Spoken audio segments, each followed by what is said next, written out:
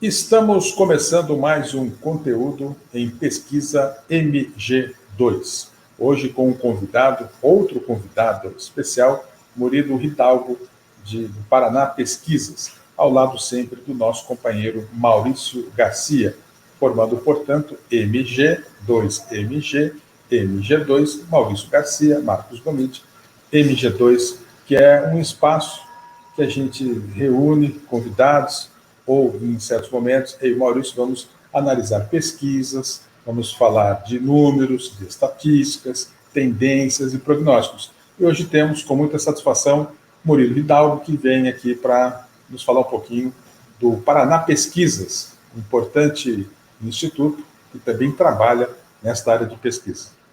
Um abraço, obrigado por dedicar o seu tempo para falar aqui com a nossa audiência, Murilo.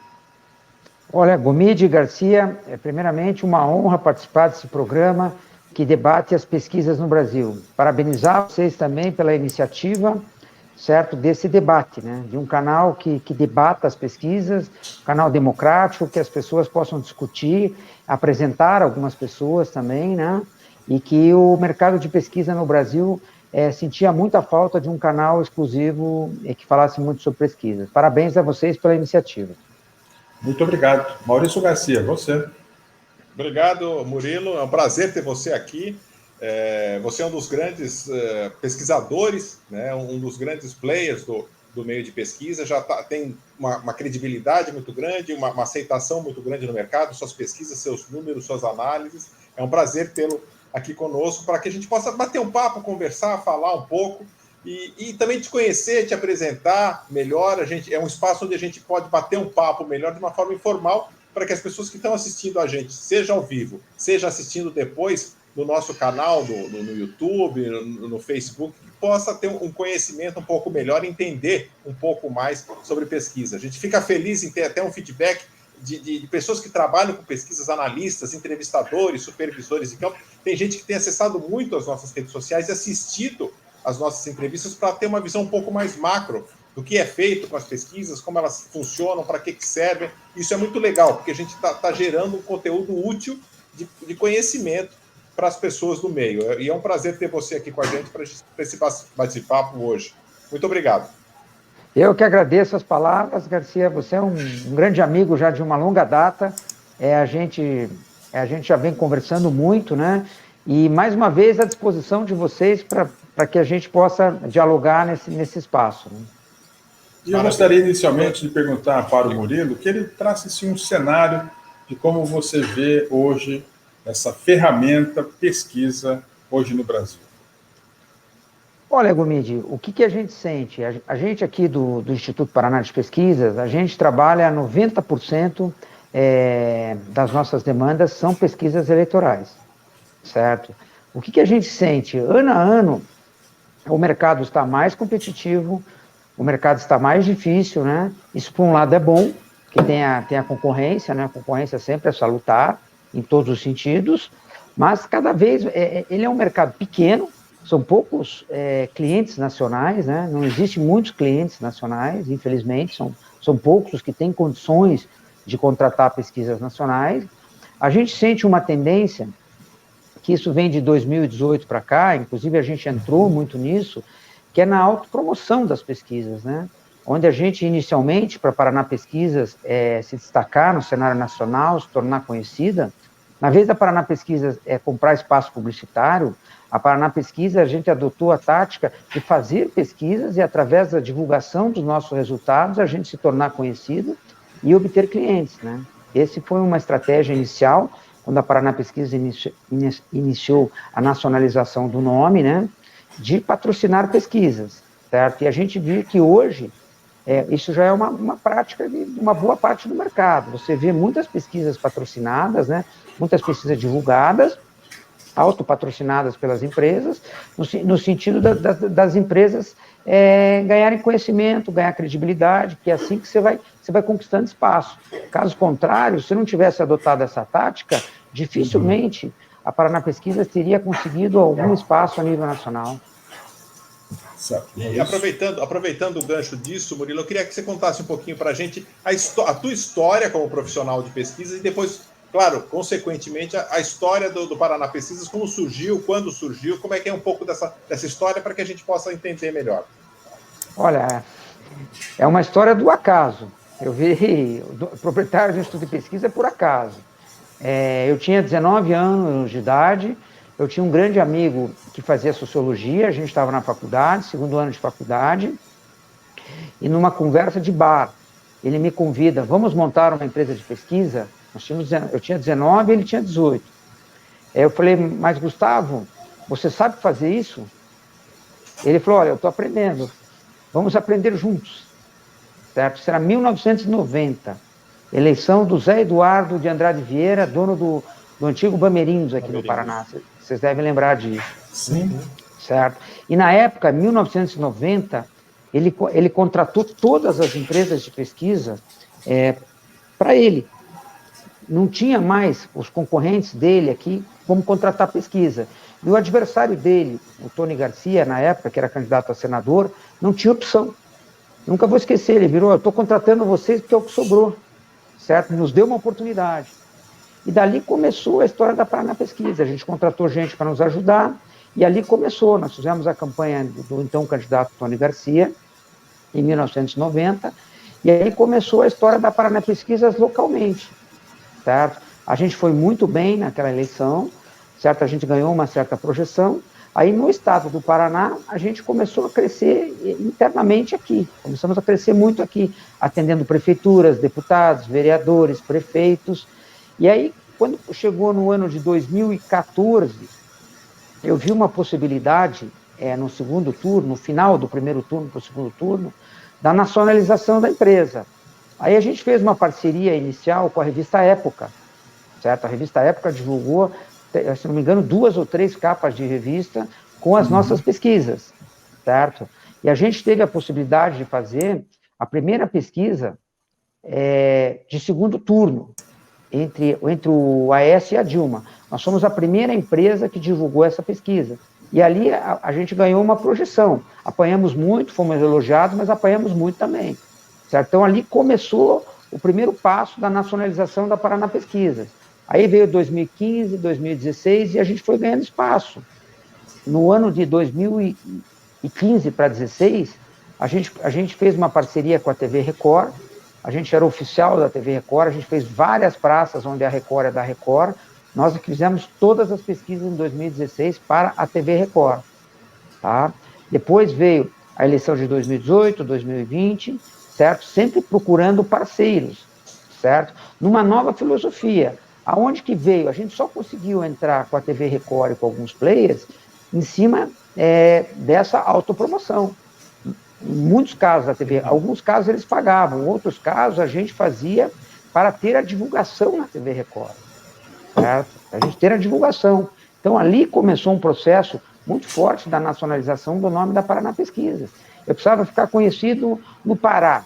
A gente fazia uma parceria com a TV Record do Pará, fazia pesquisa, a Record dava, no dia seguinte, os jornais, rádios, mídias sociais, e ali começava uma história da Paraná Pesquisa em cada estado.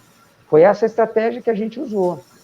Aí veio a eleição de 2018, a gente fez um pouco Record e um pouco Jaband, e a eleição de 2020 nós fizemos já com a TV Bandeirantes, né? Já com a TV Bandeirantes. Hoje a gente tem uma parceria bastante forte com a TV Bandeirantes, nós temos uma parceria muito forte com a revista Veja, certo? E com muitos sites, né? Diário do Poder, e muitos sites locais também, porque nessas minhas andanças, porque no início dessa nacionalização em 2016, eu ia pessoalmente em cada praça, eu ia coordenar as pesquisas, a entrega, eu fazia tudo, então eu conheci muitos blogueiros, muitos jornalistas locais, a gente fez muitas amizades, muitos contatos, que até hoje eles divulgam as nossas pesquisas pela confiança que eles adquiriram na gente.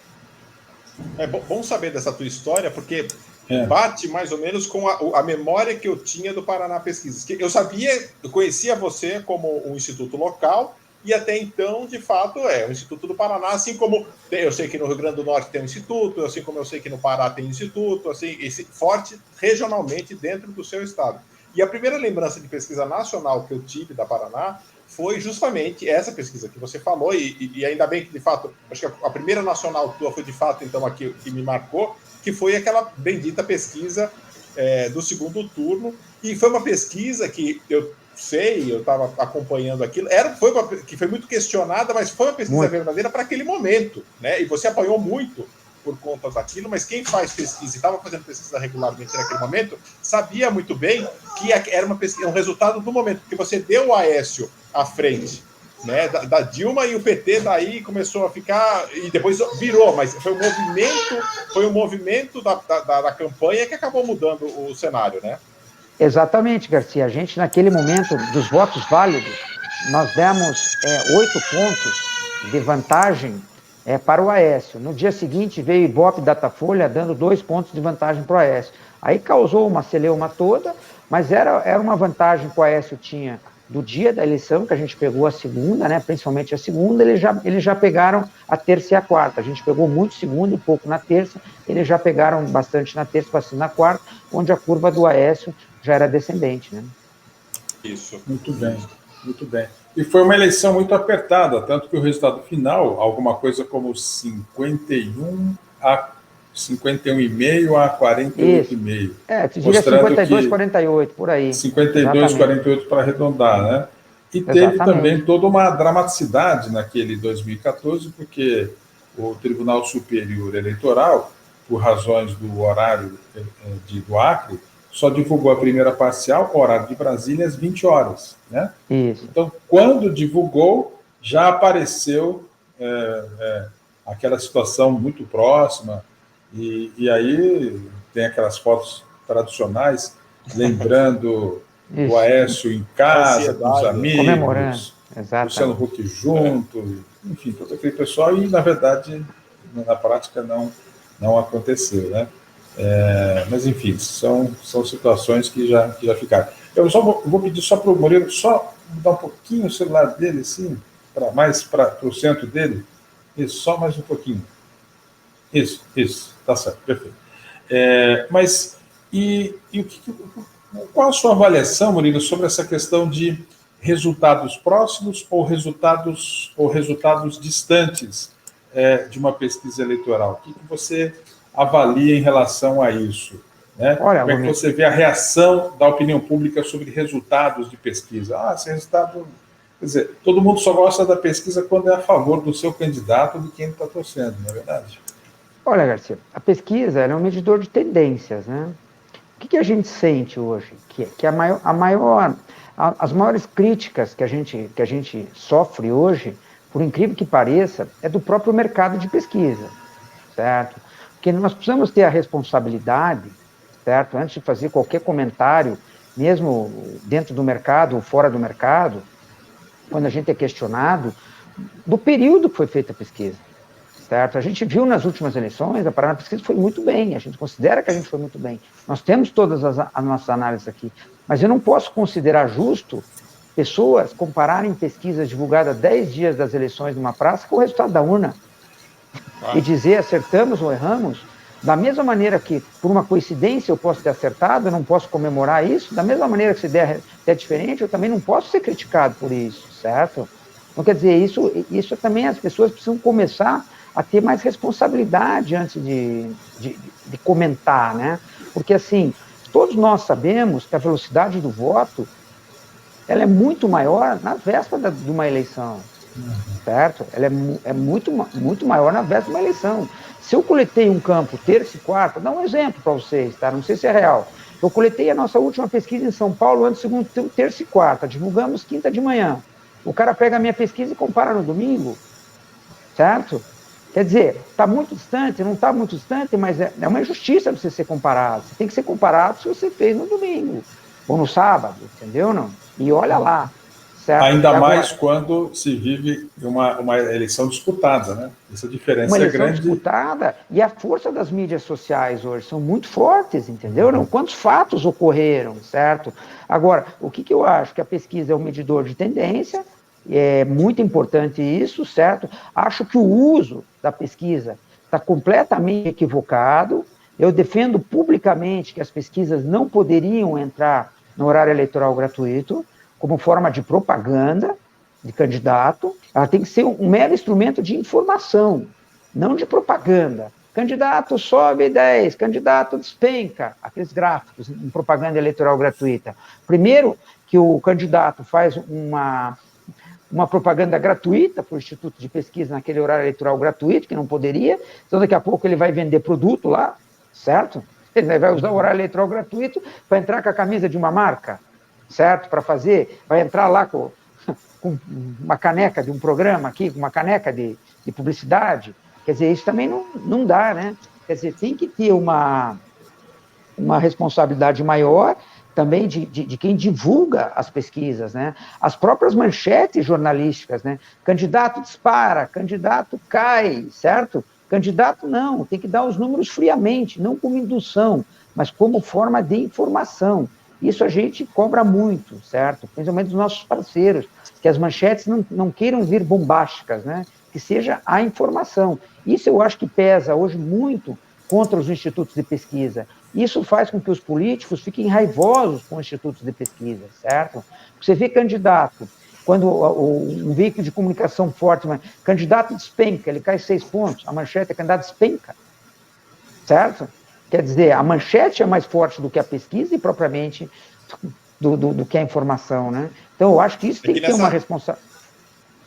Não, só para comentar que nessa relação de força entre o candidato, entre o instituto e o veículo que está ali com ele, que ele vai precisar depois ser eleito, ou que ele prefere bater no instituto e se queimar com o instituto do que queimar com o veículo de informação. Então, o instituto nessa relação acaba sendo o elo mais frágil, né, da relação. Com certeza, então, por isso, com certeza, a gente acaba sofrendo com isso. A gente acaba sofrendo com isso. Então só que a gente acaba aprendendo a conviver com isso, né? A gente aprende a conviver com isso. Mas a gente tem análise criteriosa aqui dos nossos resultados, a gente sempre faz uma avaliação final de como foi cada eleição, certo? A gente acompanha muito de perto essas coisas e com muita responsabilidade. Mas o que mais magoa, no fundo, são essas comparações finais. Certo? Não é justo você pegar uma pesquisa de 10 dias antes das eleições e dizer instituto tal acertou, instituto tal errou, certo? Isso é uma irresponsabilidade, porque se acertou 10 dias antes, acertou porque foi uma coincidência. Entendeu? Não? Porque quantas coisas aconteceram naquele momento para variar positivo ou negativamente nos últimos 10 dias, né? Você está fazendo considerações muito relevantes, muito ponderadas. Eu, sinceramente, gostei muito, que é bem isso mesmo, né? E isso no jornalismo, né? Eu sou também um jornalista, né? Isso no jornalismo, às vezes, pode ser explicado como desejo mais isso, quer dizer, desejo que o candidato dispare ou não, ou pode ser também desconhecimento do que é, de fato, o número, né? Eu acho assim, você pode usar no lugar oscilação mesmo, né? Você pode usar numericamente, está à frente, está empatado tecnicamente, ressaltar bastante que aquele resultado não significa, na prática, que o candidato esteja na frente, porque existe uma certa margem de erro, né? Então, por exemplo, se a margem de erro é de 2 pontos percentuais e o resultado é 38 a 34, significa que eles estão empatados no limite da margem de erro, né? E não assim, candidato está à frente, né? Então, eu acho que essa nomenclatura, essa explicação, ela ajuda muito a não levar o próprio telespectador, leitor, ouvinte, a entender que um 38 a 34 é alguém que está na frente. Quer dizer, você pode dizer, no meu entendimento, que o candidato está numericamente à frente, mas isso representa um empate técnico, considerando que a margem de erro é de 2 pontos percentuais para mais ou para menos. Porque isso freia um pouquinho aquela história de que o candidato, de fato, está na frente, né? E uma outra coisa que eu acho que é importante também, acho que os institutos eles sempre trabalham para o seguinte: ver a tendência de um candidato, né? Então, esse candidato que está com 34, 15 dias atrás, ele estava com 25. Exatamente. O outro que está com 38 estava com 42. Isto é relevante, né, no sentido de que há um candidato descendo e um candidato subindo. Isso também é relevante na hora de você apresentar o resultado da pesquisa. Por isso que uma pesquisa sozinha, ela não faz, uma andorinha só não faz verão. Uma pesquisa sozinha, às vezes, não representa bem o extrato do que você deseja mostrar numa eleição. ou num resultado de eleição. Queria o seu comentário sobre isso aí também. Olha, você foi perfeito na sua análise, que a gente tem muita resistência aqui dentro, na reta final, de fazer uma pesquisa só. Foi aquilo que você falou, certo? Se você tem um candidato que tinha 44, tá, e eu vou lá apresentar uma pesquisa, faltando 3 dias para as eleições, e eu apresento 35 a 35 do outro candidato que tinha tanto, é óbvio, se eu apresentar 5, 6 dias, eu vou errar, porque a tendência é a inversão, certo? Exatamente. Então, é exatamente isso que você está falando, só que muitas vezes, eles pegam esse congelamento e dizem, você errou, você acertou. Não, eu acertei porque eu mostrei a tendência. O cara vinha com 44, 35, é óbvio que no dia ele ia perder, certo? Não, mas daí vem aquele comparativo, ele não acertou, ele não sei o quê. Por isso que é muito importante, é uma estratégia que nós estamos pensando aqui, que tudo, lógico, depende da parte econômica, infelizmente, né? Mas hoje, de quando você começar a publicar a pesquisa, a gente tem a certeza que vamos conseguir, na véspera, fazer pesquisas também. Não divulgar uma pesquisa uma semana antes e morrer ali, certo? Porque você vai ter problema. Você vai ser comparado, certo? E você vai ter problema, porque é o que você falou, a curva vem, certo? Se você pegar a pesquisa de 7 dias antes, você vai errar, porque alguém está subindo, tá? E o outro está descendo. Então, isso que você falou é fundamental. Fundamental. Só que existe o problema da parte econômica, né? Que antigamente as emissoras, os veículos eram autocontratantes. Hoje sobrou poucos veículos contratantes, né? Contratantes que eu falo pagadores, esse é um ponto que a gente tem conversado muito, porque com essa crise que o mercado de mídia, de uma maneira geral, tem passado, com essa digitalização dos dados, das empresas, a gente sabe quão pobres, quão sem dinheiro eles estão nesse momento. Fora a crise econômica, claro, mas independente até da crise econômica que o país possa estar passando por conta de pandemia, de uma série de outras coisas, o mercado de mídia está em plena transformação, né? Então a gente sabe que a questão monetária, a questão de dinheiro está complicadíssimo, né? E sem eles pagarem, fica complicado para a gente fazer como instituto, né? Fica complicado. Aí vem aquela nossa estratégia, que a gente fala que é das parcerias, né? Se não fizer a parceria, você acaba não conseguindo nacionalizar. Hoje, para quem quer entrar, o conselho que eu dou é tentar fazer parceria com veículos de comunicação. Senão não consegue entrar, não consegue penetrar, né? Então, ou faz parceria, porque dificilmente, hoje são poucos veículos de comunicação com condições de contratar pesquisas, principalmente nacionais, né? Que são muito caras. Muito bem. Eu queria ouvir a sua opinião sobre o Instituto prestar serviço para governos, prefeituras, entidades, partidos políticos e veículos de comunicação. Como é que você vê este cenário? Olha, Gomide, eu vejo com muita tranquilidade, certo? E a gente já foi muito questionado sobre isso, tá? Como é que você trabalha para uma prefeitura, ou para um governo, e divulga uma pesquisa, né? Da mesma maneira que a gente rebate para os repórteres, da mesma maneira, como é que vocês recebem anúncio e fazem jornalismo? Uma coisa não tem nada a ver com a outra, entendeu? Não? O fato de eu trabalhar com o governo significa que eu vou fraudar uma pesquisa a favor dele, uma coisa não tem nada a ver com a outra. O exemplo que eu te dou, então, quer dizer que se a prefeitura tal está anunciando na emissora tal, o jornalismo da emissora está comprometido? Isso não existe, faz todo sentido. Quer dizer, então eu não vejo a menor correlação em cima disso, certo? Você tem que ver o histórico da empresa, das pessoas. Eu acho que isso vale muito mais do que essa correlação. A gente já sofreu aqui, críticas de jornais. Mas vocês fazem pesquisa para a prefeitura, como é que se divulga a pesquisa? A resposta era o seguinte: vocês não recebem anúncio dessa prefeitura? Como é que vocês fazem jornalismo, então? Entendeu, não? Estamos iguais, na mesma situação. Quer dizer, uma coisa vocês criticam, como eu também não vejo o menor problema de estar trabalhando para ele está perdendo, porque o nosso segredo, o nosso futuro é acertar o resultado da pesquisa, independente do cliente. Porque se ele não adianta eu dizer que ele vai ganhar, ele vai perder, nunca mais ele me contrata.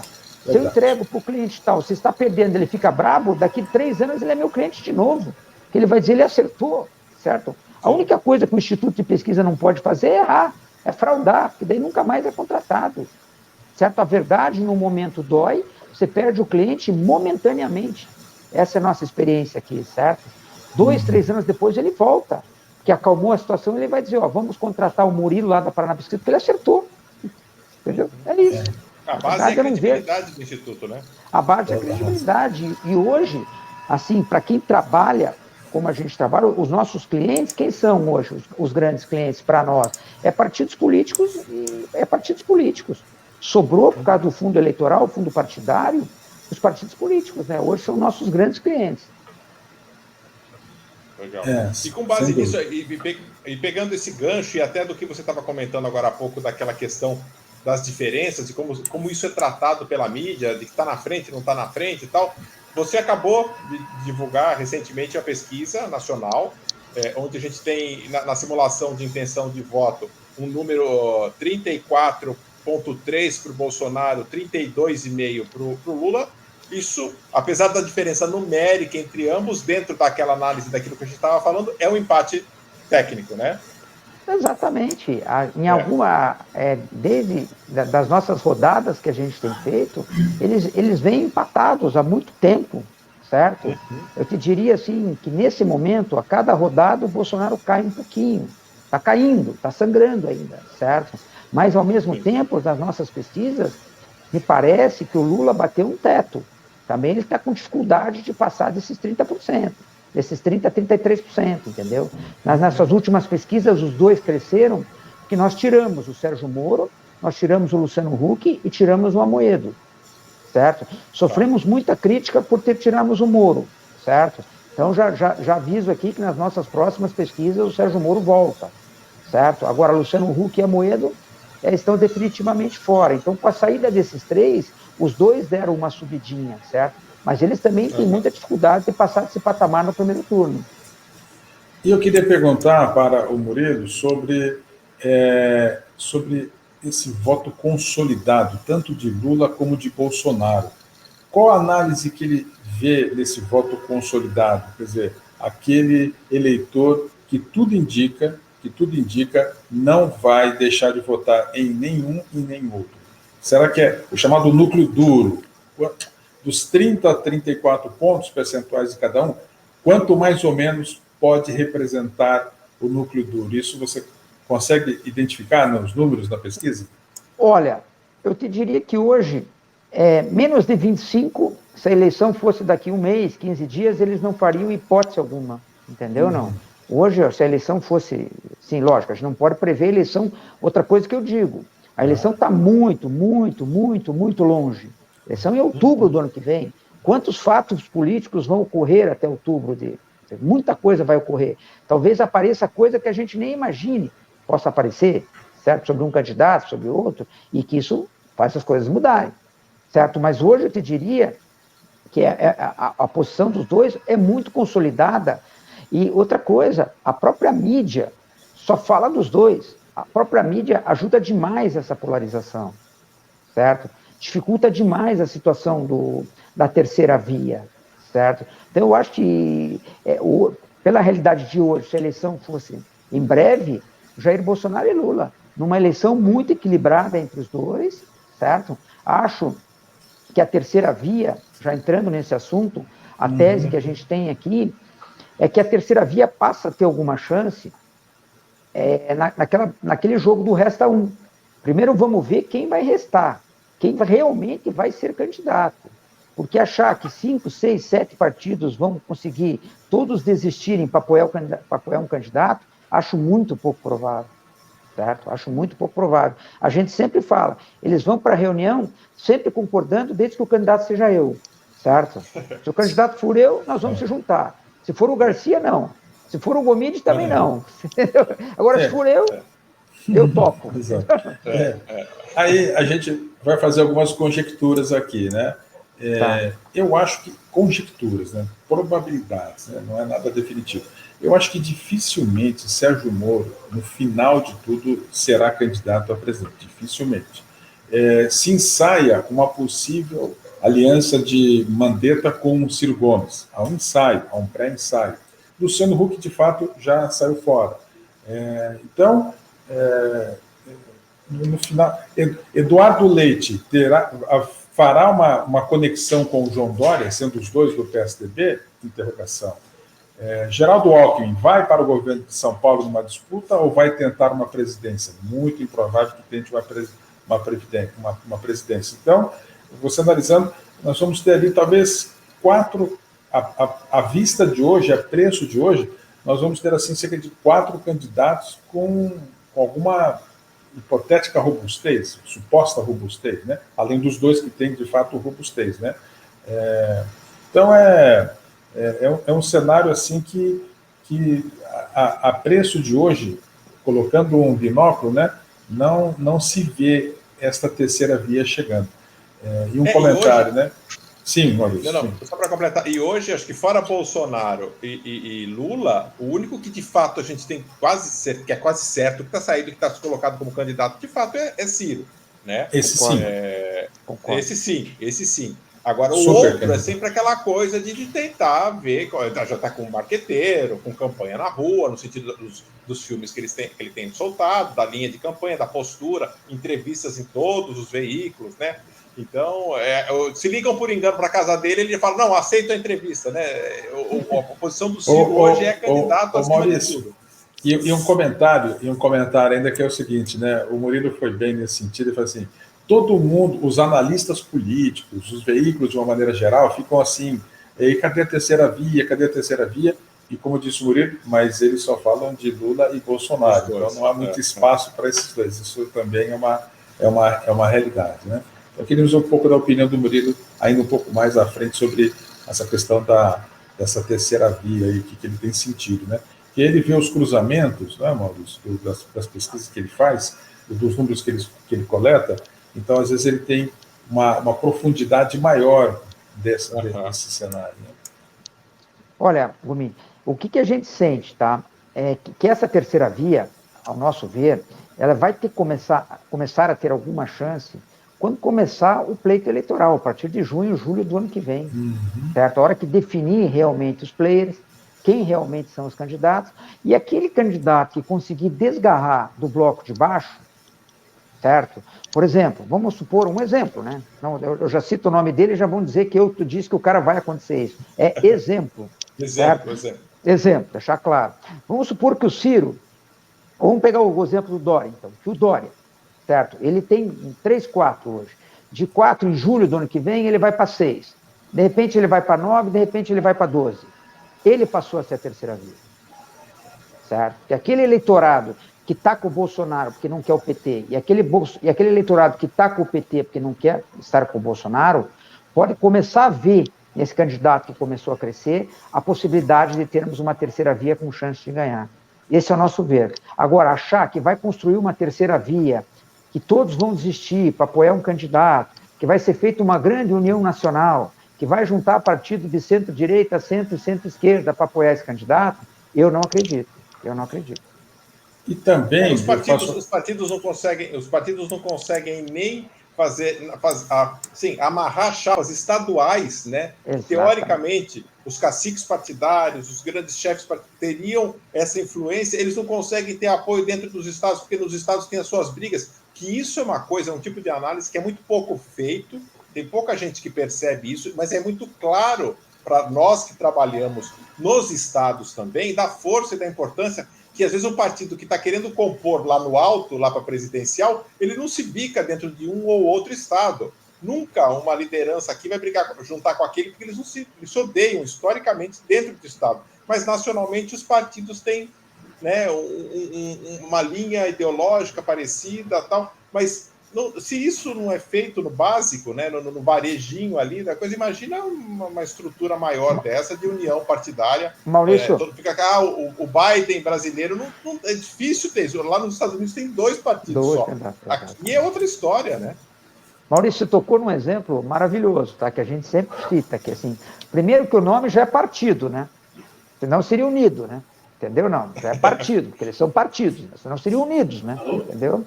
A gente pega um exemplo do PSD, do Kassab. A gente cita o exemplo da Bahia e o exemplo do Paraná aqui. Por exemplo, o Otto Alencar, certo? O senador, deve tentar a reeleição, não sei se vai à reeleição ou não, mas ele tem aliança lá com o PT local. A aliança dele lá é com o PT. E o Ratinho Júnior aqui tem uma aliança, provavelmente com o Bolsonaro, porque o adversário dele tem uma aliança com o Lula. Como é que faz para o Kassab decidir? Estou dando 2 exemplos só, entendeu ou não?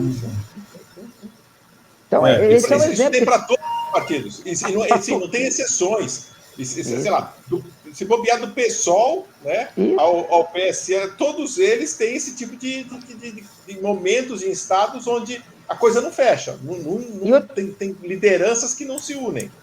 E outra coisa, eles também não obedecem à decisão nacional. Ele já decide e diz, você está liberado, já botamos em ata aqui que um exemplo, né? Já está, entendeu? Você já está liberado para ir para o outro lá, nós entendemos a sua situação, né? Então é isso, a realidade brasileira é essa. Isso dificulta também muito a terceira via, de achar que vai ter um pacotaço de partidos que todos vão apoiar. Não, nos estados, cada estado tem um interesse, as alianças nos estados são diferentes das alianças nacionais. E são muito pontuais.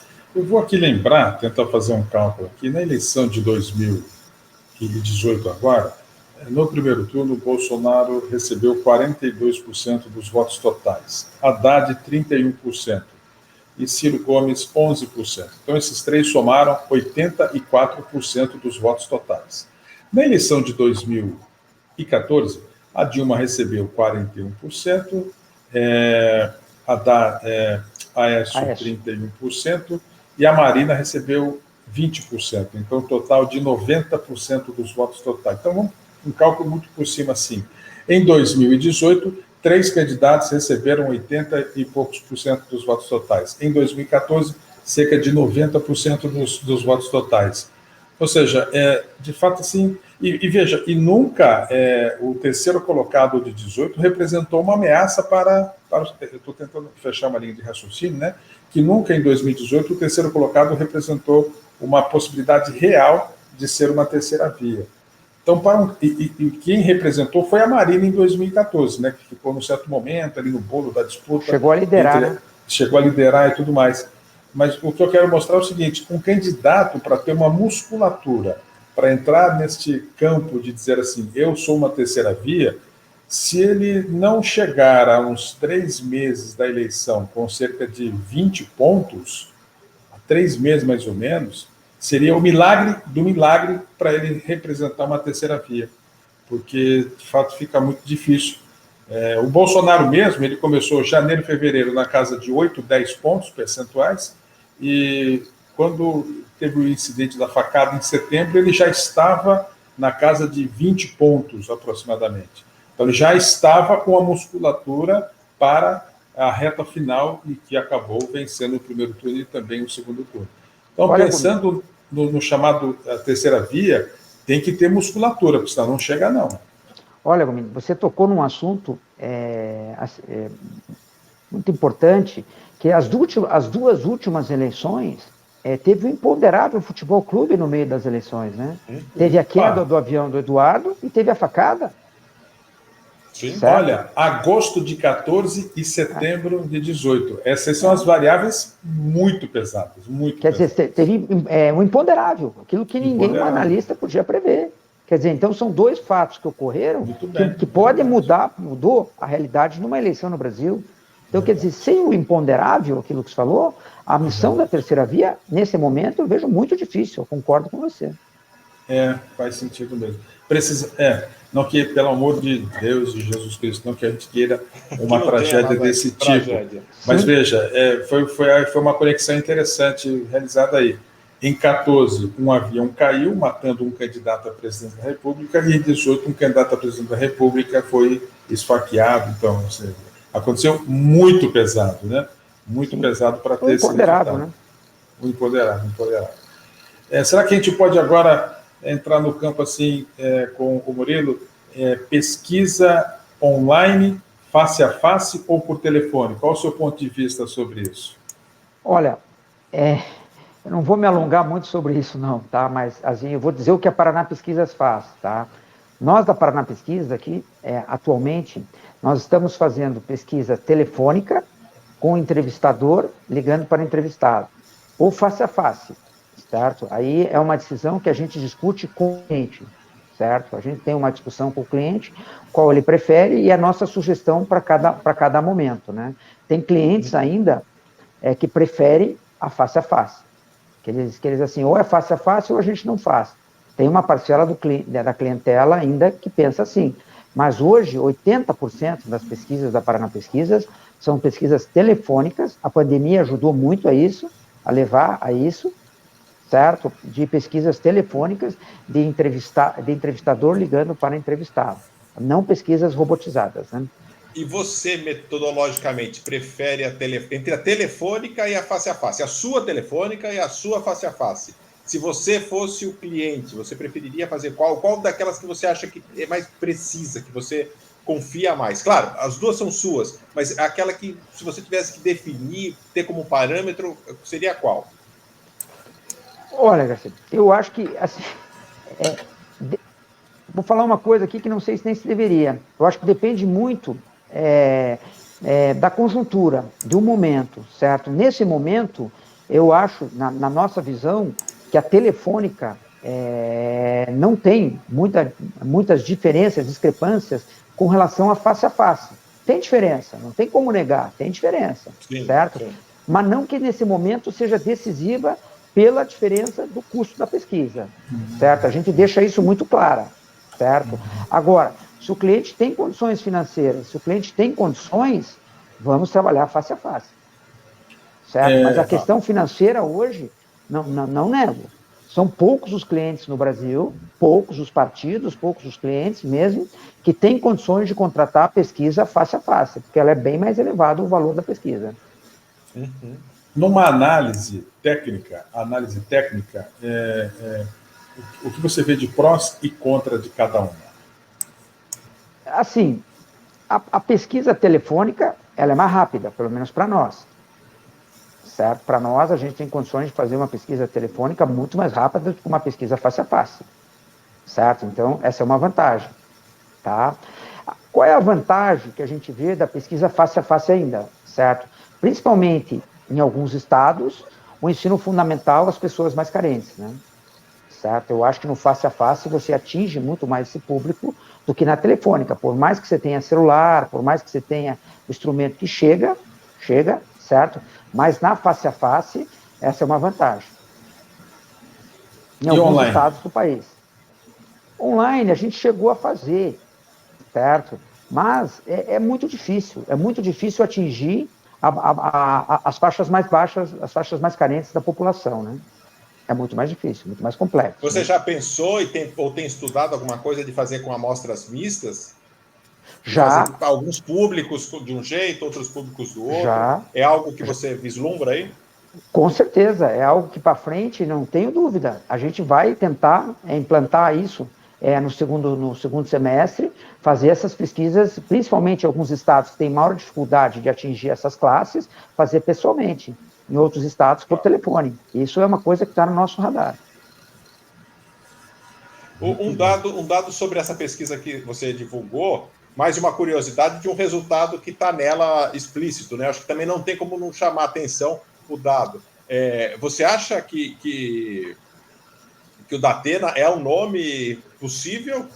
Eu sei que você fez São Paulo também com o nome dele e fez essa nacional. Você o vê como um nome? Porque o Datena ameaça, toda eleição, ele ameaça sair, sai, tem aquela conversa com a Bandeirantes, se sai, se não sai. Qual a sua análise com base nos resultados da sua pesquisa em relação ao nome do Datena? Olha, Garcia, essas duas pesquisas, a São Paulo e a Nacional, elas foram contratadas pelo PSL no intuito de introduzir o nome do Datena, de testar o nome do Datena, tanto para presidente em São Paulo, para governador e para senador. A pesquisa teve esse intuito, porque ela foi contratada pelo PSL. Sim. Eu conheço o Datena já há um bom tempo, eu te diria que a vontade dele de entrar na política é muito, muito, muito grande. Eu não tenho dúvida que um dia ele entra. Se você vai me perguntar se vai ser agora ou vai ser daqui a uns anos, eu não sei. Mas que um dia ele entra, porque ele adora, você entendeu? Ele liga praticamente diariamente para discutir política, é um assunto que ele gosta, certo? Então eu vejo que um dia ele vai entrar. Agora, se você me precisar, vai ser nessa eleição, vai ser na próxima, isso eu não saberia te dizer. Mas vontade a ele não falta. Eu te diria que está muito próximo dele entrar numa disputa. Agora, se vai ser para presidente, para o governo, para o Senado, aí é uma decisão dele e uma decisão partidária. E potencial de voto também tem mostrado que tem, né? Porque os percentuais que ele alcança, tudo bem, são simulações, a gente está um ano e meio da eleição tal, mas são números razoáveis, até porque um grande comunicador tem um palanque muito bom, muito forte dentro da televisão, né, e tratando basicamente de temas também muito sociais, ligados à violência, ligados ao cotidiano do trânsito, do dia a dia das pessoas, isso dá uma visibilidade especial para ele. Ele tem um privilégio de ter esse microfone à mão, né? Com certeza, Garcia. Além de tudo, é um excelente comunicador e em debates e entrevistas, eu não tenho dúvida que iria muito bem. E como foi o desempenho dele no estado de São Paulo? Olha, o governo de São Paulo, ele está na frente, empatado tecnicamente com o Geraldo Alckmin. Para o Senado, ele está bem na frente. E para presidente, ele aparece com 9%, atrás do Bolsonaro e do Lula, que o Bolsonaro está, se não me engano, 5 pontos na frente do ex-presidente Lula, certo? Mas ele em terceiro lugar. Quer dizer, ele foi introduzido nos cenários, né? E aparece em terceiro lugar. Isso é um fato muito bom para ele e muito preocupante para Dória e para Ciro, que a gente tirou Huck, Moro e Mandetta e eles não crescem. O que mostra que o problema deles não é tirar candidato, é eles crescerem. Certo? Porque a hora que a gente tirou os três, a expectativa era que Dória e Ciro crescessem, e não cresceram.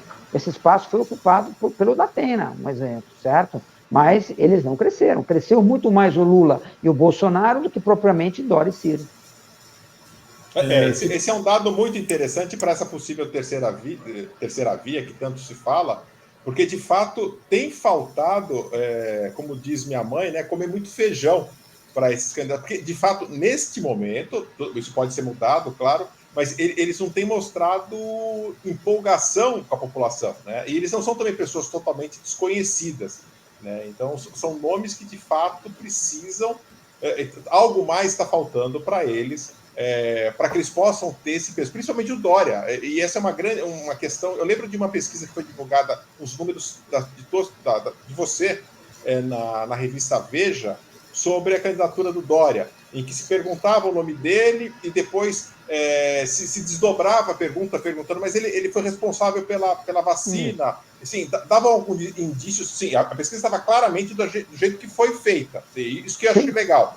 Que serviu quase como, de fato, um teste de argumentação para o eleitor, para ver até onde ele ia. E, assim, foi legal, assim, que é algo que parece que está induzindo, mas em momento algum você, na divulgação, nem a revista Veja, estão escondendo que aquilo foi feito, porque o enunciado da pergunta, de fato, está daquele jeito ali. E o que mostra, e que ajuda a análise que é feita por nós aqui, de que, de fato, nem goela abaixo difícil quase desce, né? Porque, de fato, em termos de conhecimento, em termos de imagem, de informação, ainda falta muito para a candidatura, principalmente do Dória, porque tem gente que não entende, a gente ouve analista político falando, mas como é que o Dória é responsável pela Coronavac, ele botou dinheiro do Estado para desenvolver um negócio legal e tal, mas e aí? É que não é só isso, né? E justamente tem outras coisas que estão faltando dentro dessa construção do personagem candidato João Dória para Brasil, para uma eleição nacional, né? Concordo, o momento para ele não é bom. Acho que a vacina já mostrou que até o momento não é o que vai alavancá-lo, certo? E outra coisa que tem que ser dita, que poucos dizem, né? Felizmente ou infelizmente, é difícil fazer juízo aqui, o eleitor ele tem memória curta, memória muito curta. Se a gente for ver, há um ano atrás, se não me engano, nós estávamos com R$600 de ajuda financeira, certo? Ajuda. Ajuda. O auxílio emergencial. O auxílio emergencial. O que acontece? O Bolsonaro estava lá em cima. Tá? Hoje ninguém lembra que ele deu R$600 há um ano atrás. Só lembra que ele não está dando nada. Que o dinheiro acabou. Não, na cabeça do povo é isso. Na cabeça do povo é isso, a memória é curta. Então, assim, o que a gente torce aqui, por um lado? Que a pandemia acabe, né? Que a gente chegue no ano que vem e ninguém mais lembre da pandemia, que a pandemia seja algo que passou, que o povo brasileiro esteja vacinado, certo? Então, eu acho que o grande desafio para o próximo presidente vai ser como vai ser o Brasil pós-pandemia, certo? Que agora, com todos esses anúncios, que até o final de agosto, já estão dizendo agora, nem mais setembro, né? Toda a população de alguns estados estariam vacinadas, pelo menos com a primeira vacina, certo? Então, a gente já começa a prever que no ano que vem esse assunto, se Deus quiser, seja superado, né? Então, eu acho que o eleitor espera o que vai ser o Brasil pós-pandemia. A pandemia está passando, se Deus quiser, certo? Eu acho que isso que falta um pouco aos candidatos, começarem a mostrar como será o pós-pandemia, né?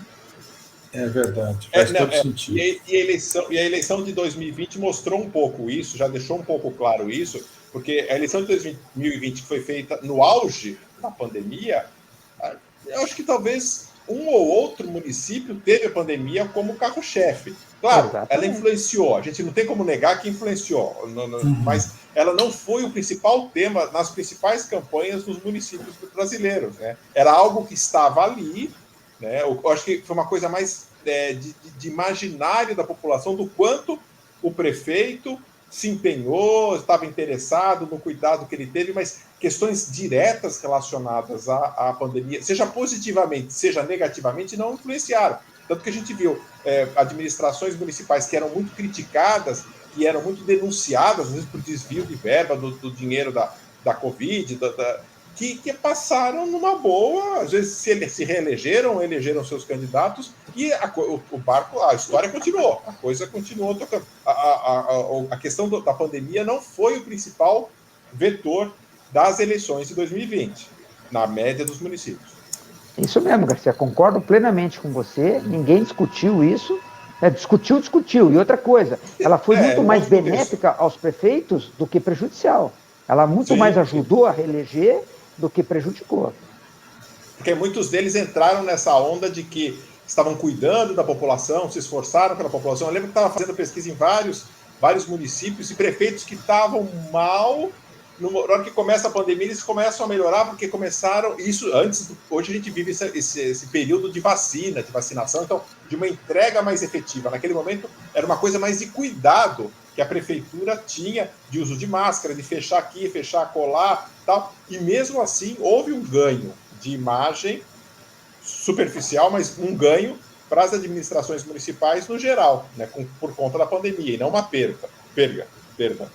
Com certeza. Exato. Uma outra questão. Murilo, o que você identifica nas pesquisas que é desejo de melhora para o brasileiro? Entre aqueles temas tradicionais, segurança, saúde, educação, emprego, o que tem aparecido em destaque? O que está em alta e o que já esteve em alta e hoje está uma tendência de queda entre esses temas? O que chama atenção nas últimas pesquisas que a gente tem feito hoje, com certeza, saúde e pandemia, né? Essa é a questão crucial do país. Tá? Hoje, agora, o desemprego cresce muito, a crise econômica, né? Fome, desemprego social, eu diria que é uma coisa emergente, que cresce, e o que caiu nas nossas pesquisas, pelo menos assim, que é uma coisa impressionante, é a segurança pública, né? Que normalmente era taco a taco com a saúde, saúde e segurança, hoje a segurança pública foi lá para baixo com o problema. O problema da saúde e da pandemia encobriu o problema da segurança pública na maioria das cidades brasileiras. Ou seja, se essa pesquisa tivesse sido feita 2 anos atrás, o tema segurança pública estaria em alta, porque o Brasil estava batendo recorde de assassinatos, né? E hoje já mudou, né? Eu não saberia te dizer se não está, entendeu? Mas que saiu da pauta, inclusive da mídia, entendi. Saiu. Exatamente. Saiu da pauta do eleitor. E a mídia que dá o toque da coisa também, né? Com certeza. Exatamente. E isso é muito interessante, porque assim, você fica com a cabeça bitolada num tema conforme a informação chega para você. Se você passa a não saber absolutamente nada ou muito pouco sobre crimes violentos, para você a violência acabou. Essa é a sensação. Então, eu até conto o seguinte, né? Houve um tempo assim que, pelo trabalho, você tinha conhecimento de muitos crimes, muita violência, etc. Eu falo assim, nossa, baixava até um medo de você sair do seu trabalho para casa, né? Aí quando você passa a não saber mais disso, a sensação que o medo foi embora. É interessante essa sensação, muito interessante, né? Que passou pela sua cabeça. Mas, Maurício, mais considerações? E nos estados, Murilo, qual a sua expectativa? Você tem algum estado que você acha que pode... A gente teve surpresas em 2018, tudo bem que são surpresas, se a gente souber o que vai acontecer, deixa de ser surpresa, né? Mas você prevê alguma tendência nas eleições estaduais, que a gente sabe que são muito especiais e que são extremamente importantes? Eu acho que elas são subdimensionadas com relação à eleição nacional, né?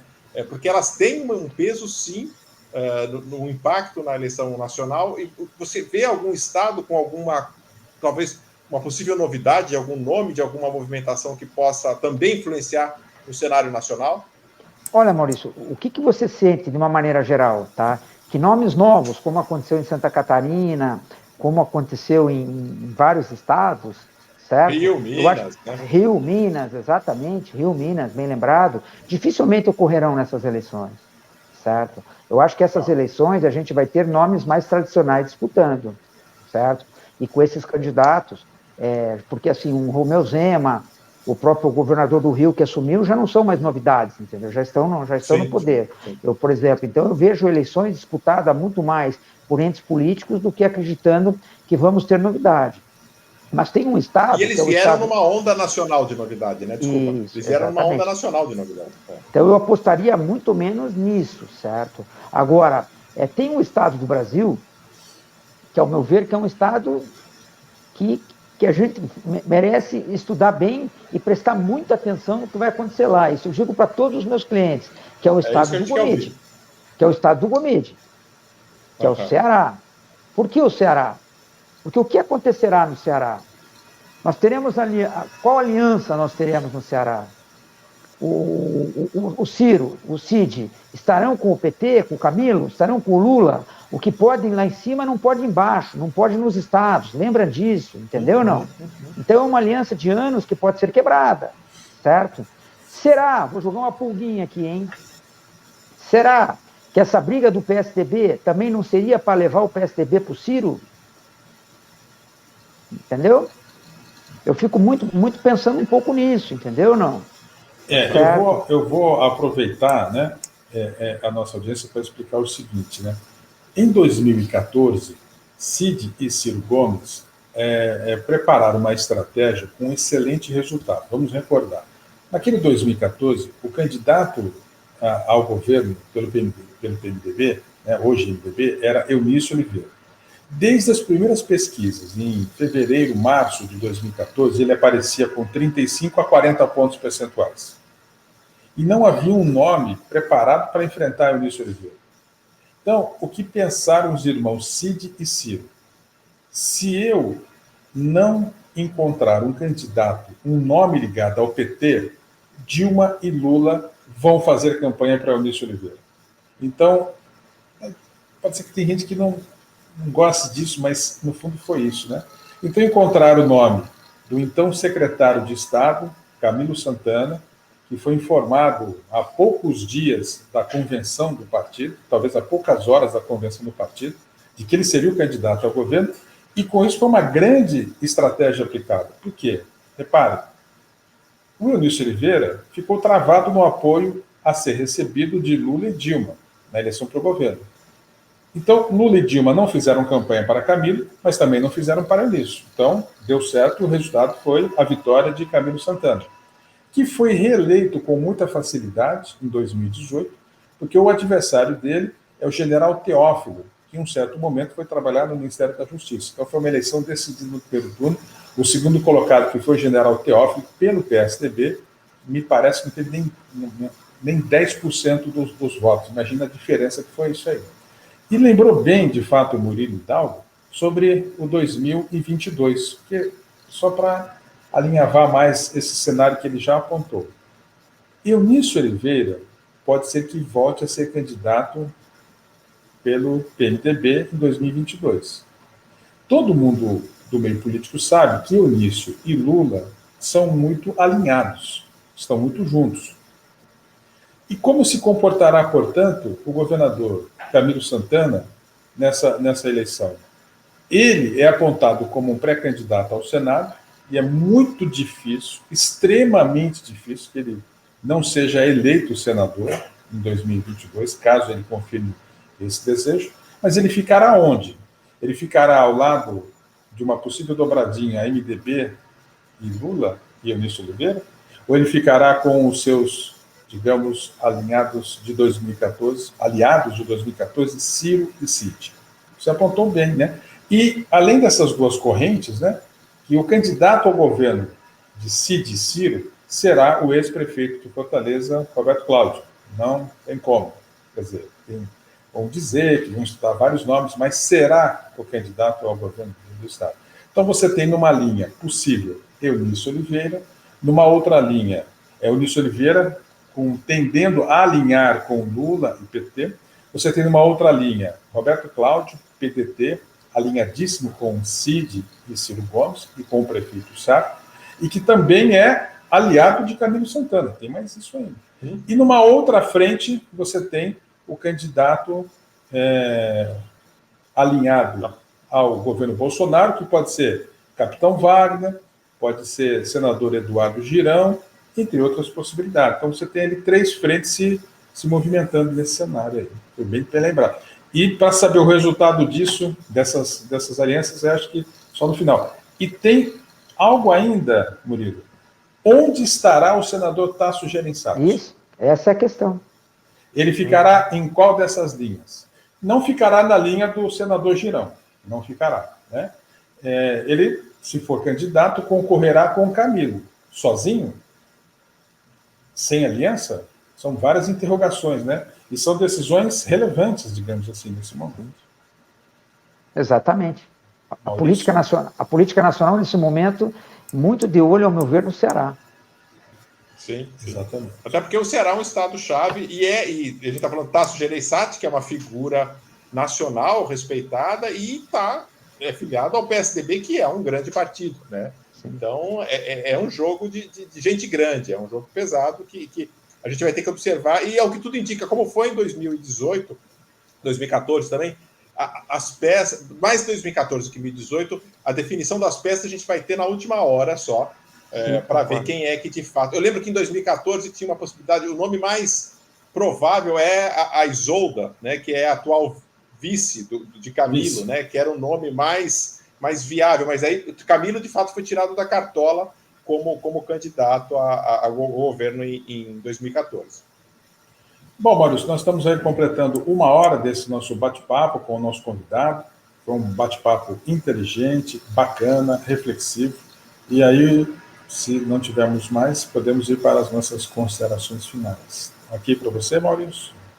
Tudo ok, tudo ok. Quero agradecer, antes de tudo e acima de tudo, a participação do Murilo. A gente já se conhece há um bom tempo, se fala sempre, né, Murilo? A gente está sempre trocando figurinha. Te incomodo bastante, Garcia, te incomodo bastante. Imagina, gente, e espero que você tire boas férias. Eu sei que você vai tirar uns dias de férias. Vou. Espero que você aproveite bem, né, merece. E conte comigo aqui para o que for possível no passeio, nas coisas e para as outras coisas de pesquisa também. A gente está sempre conversando, trocando figurinhas. Murilo é um grande amigo, um amigo com quem a gente sempre conversa, e legal de conversar de pesquisas, porque é isso que eu gosto, e é essa a ideia desse nosso canal aqui, que tem no Twitter, que tem no Face, que tem no YouTube, que tem no Instagram, para que a gente possa conversar, explicar melhor e dizer que não tem nenhuma caixa preta de pesquisa, que a gente não tem nada. Os grandes institutos, a gente tem falado com os representantes dos principais institutos aqui, vamos continuar falando, que não tem nenhuma caixa preta, não tem nada a se esconder, muito pelo contrário, a gente quer abrir, porque os institutos vivem de credibilidade, vivem da sua imagem mais ampla, da sua imagem mais transparente possível. Então, é esse o objetivo desse espaço aqui, para que isso seja discutido, aberto e conversado cada vez mais abertamente na sociedade. Obrigado, Murilo, um grande abraço. Eu que agradeço a oportunidade, Garcia Gomide, e vamos, a partir de agora, com toda a ajudar a divulgar o canal, que é um canal muito importante para os meios de pesquisa. E parabéns pela iniciativa e contem sempre com a gente. E o nosso recado final é: se você, no seu período de férias, desejar vir ao Ceará, estamos aqui à sua disposição para oferecer algum tipo de suporte. O Ceará, ou especialmente Fortaleza, onde a temperatura durante o ano fica entre 25 e 30 graus. Eu estou aqui em Fortaleza com uma camisa, não muito, o Maurício está no Recife, e estamos vendo lá no Paraná o Murilo todo agasalhado, porque está fazendo frio, pelo visto. A gente está suando aqui, né? Exatamente. Sendo assim, encerramos essa transmissão, agradecemos a todos, obrigado, curta a nossa página, se inscreva na nossa página no YouTube, porque isso nos ajuda a transmitir esta mensagem para mais pessoas. Obrigado e até logo. Um abraço.